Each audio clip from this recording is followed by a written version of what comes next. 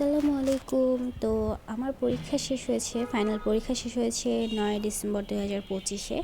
তো আজকে হচ্ছে ১৩ ডিসেম্বর ২০২৫ এবং আমি মাত্র বাহির থেকে এসেছি। কিছু কেনাকাটা করে নিয়ে এসেছি। আমার কাজিনদের জন্য কিছু চকলেটস এনেছি, এই যে দেখতে পাচ্ছেন। আর এই টুকিটাকি কিছু কিনেছে আমার আম্মু। এই যে চকলেটগুলো হচ্ছে আমার যে ভাই বোন আছে ওদের জন্য নিয়ে যাব। আর হচ্ছে আমি একটা লিপ লাইনার কিনেছি, এই যে এই শেডের।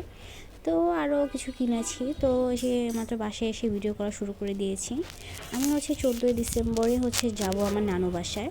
তো এই যে দেখতে পাচ্ছেন এই আইটেমগুলো, এগুলো কিন্তু খুবই অল্প। আমি অন্য সময় যখন যাই তখন অনেক কিছু নিয়ে যাই, চিপস, চকলেটসের যত রকম আইটেম আছে সব রকম চকলেট আমি নিয়ে যাই ওদের সবার জন্য। আর এবার নভেম্বরের লাস্টের দিকে আরিশার বার্থডে ছিল, আর ডিসেম্বরের প্রথমে গিয়ে মাহিরের জন্মদিন ছিল। তাই ওদের দুজনের জন্য একটা এরকম বাক্স অনেক কষ্টে খুঁজে পেয়েছি। তো এই দুইটাতে ওদের জন্য আলাদা করে ডেকোরেশন করব। আর যেহেতু আমরা কালকে যাব, তাই দেখতে পাচ্ছেন আমার আম্মু সব ব্যাগপত্র গুছিয়ে নিচ্ছে। আমরা কোনটা রেখে কোনটা নিব বুঝতেই পারছিলাম না, যেহেতু এবার অনেক দিনের ভ্যাকেশনে আমরা যাচ্ছি। যেহেতু 9-এ আর যেতে পারবো না, 9-10 অনেক পড়ার চাপ থাকবে, তো এবারে যত ঘুরে নিচ্ছি।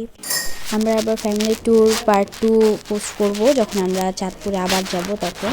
তো এটা দেখতে পাচ্ছেন আমার আব্বুকে নিয়ে আমি আবার একটু পরে বের হয়েছিলাম। আমরা যাচ্ছিলাম আমাদের যে ট্যাব, যেটাতে আমি এখন ভিডিও করছি, যে সেটার প্রোটেক্টর লাগাতে। তার আগে আমার আব্বু একটু বুথের সামনে নামলো। তো এই যে এখন নামবো আমরা। তো এটা মানে আমাদের ফোন নষ্ট হয়ে গিয়েছিল, সেফ মোড অন, যেহেতু গ্যালাক্সি না সব মোবাইলে সেফ মোড অন হয়। তো ওটা ঠিক করার পরে আমরা আবার প্রোটেক্টরটা লাগানোর জন্য আমরা যাচ্ছিলাম মোবাইলের দোকানে। তো এখানে আমার আব্বু বুথ থেকে টাকা উঠিয়ে এখন আমরা যাচ্ছিলাম আমার আব্বুর পরিচিত একটা আঙ্কেলের দোকানে, যেখানে প্রোটেক্টর লাগাবো। বাট ওখানে গিয়ে দেখি প্রোটেক্টর নেই। তো এরপরে আমরা আরেকটা দোকানে এসেছি, তো সেখান থেকে আমরা প্রোটেক্টরটা লাগিয়ে নিলাম। তো এরপরে আমরা এখন যাব আমার আব্বুর অফিসে। তো এখন আমার আব্বুর অফিসের রোড, এটা জনতা হাউজিং। তো এখানে আমার আব্বু রিক্সাটা ঘোরাতে বলছে, আর আমাদের যে চাচা উনি রিক্সাটা ঘুরিয়ে এখানে সামনে লাগালো, আর সামনে আলমগীর আঙ্কেল ভিতরে। তো আমার আব্বু একটা কাজে এখানে এসেছিল, আর এখানে আমরা নানু বাসায় যাওয়ার জন্য কলা নিয়ে যাচ্ছিলাম। তো এই সামনে বরাবর যে গেটটা দেখতে পাচ্ছেন, এই গেটটা গিয়ে স্বপ্নের আউটলেটের আরেকটা গেট। এখানে অনেকগুলো গেট আছে আউটলেটে। আমরা যখনই স্বপ্নে আসি মনে করেন অনেক কিছু কিনবো, কিন্তু টাকা হচ্ছে না, আমি জলদি এই গেট থেকে বের হয়ে আব্বুর অফিসের সামনে যাই, আর আব্বুকে বলি টাকা দিয়ে যাও। আব্বু নিজে এসে টাকা দিয়ে যায় বা আলমগীর আঙ্কেলকে টাকাটা দিয়ে দেয়, তখন ওই টাকা দিয়ে আমরা বাকি শপিং করি। তো এরপরে 12টা বাজতে আর কিছু সময় বাকি, আর এই সময় আমি ওকে একতলা আন্টির বাসা থেকে নিয়ে আসি। আজকেই না, প্রত্যেক দিন ও রাত করে আসে একতলা আন্টির বাসায়, তখন ও যখনই আসে তখনই নিয়ে আসতে হয়। একদিন তো একটার সময় গিয়েছিলাম আন্টির বাসায় আনতে।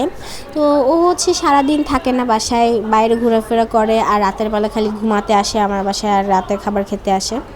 তো আমরা তো নানু বাসায় চলে এসেছি অলরেডি। ভিডিওটা তো আমি এডিট করছি, ভিডিওটা করেছিলাম নানু বাসায় যাওয়ার আগের দিন, বাট ভিডিওটা আমি এডিট করছি এর পরের দিন, মানে এর পরের দিন 15ই ডিসেম্বর।